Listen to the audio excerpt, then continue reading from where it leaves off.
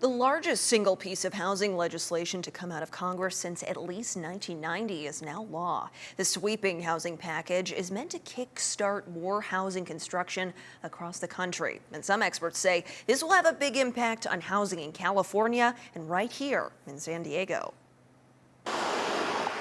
More housing could be on the way across the nation as the 21st Century Road to Housing Act takes effect. While bringing new housing construction, the act also features a grab bag of regulatory tweaks, pilot programs, and targeted loans and grants. It's 47 different articles in this legislation, and no single one of them is the magic bullet to change the housing market, but in aggregate, across the entire nation, they're going to have an impact, and most importantly, over time. That's Stephen Russell, the president and CEO of the San Diego Housing Federation. He tells me the U.S. is short millions of units needed to bring housing costs down to affordable levels. A disproportionate number are needed in California's urban areas, including here in San Diego. Among the new provisions that could have a significant effect on California, federal grants will be awarded to cities that build more and taken away from those that don't.